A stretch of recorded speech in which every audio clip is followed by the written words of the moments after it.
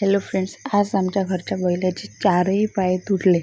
पहिल्या बैलाचे तुटले पहिले, त्याच्यानंतर काय झालं काय आम्ही दुसऱ्या बैलाचे तुटले.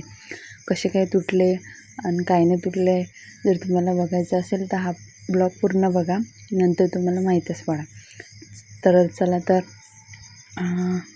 बघूया आपण पुढं काय झालं असेल आणि कशी तुटले असेल पाय. दिवाळी म्हटल्यावर साफसफाई तर चालूच असते, सर्व जिकडे चालू असेल ना ते दिवाळीची साफसफाई करणं माझी तर कालपासून चालू झाली होती. आज काढला होता हॉल साफसफाई करायला. तर सर्वात पहिले बेडशीट वगैरे सगळं धुवून घेतलं मस्तपैकी. वॉशिंग मशीन तर आहेच नाही आमच्या घरी, तर आम्हाला हाताने धुवावं लागते बा कपडे. काय मोटर लावूनही नळाला तेवढी धार नव्हती. काय माहीत बा नळ चालू करणारा कॉक फिरवते की कंजूसी करते फिरवासाठी.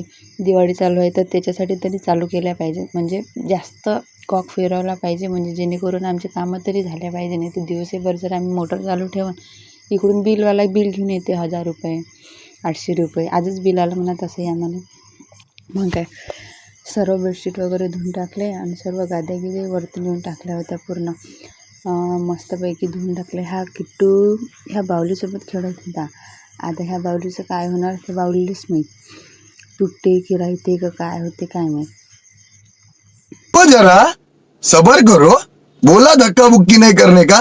हेच आहे ते बैल ज्याचे पाय किट्टून तोडून टाकले. त्याच्यावर बसला होता वाटतं पहिले, मग बैलाचे तोडले आणि त्याच्यानंतर हत्तीचाही पाय तोडून टाकला. त्याच्यानंतर फ्लावर्स वगैरे काढले होते धुवाले, पूर्ण फ्लावर्स वगैरे धुवून टाकले, किट्टूची खिलोनी धुतले. आणि तुम्हाला जर हा मिनी ब्लॉग आवडला असेल तर फॉलो करा आणि लाईक करा.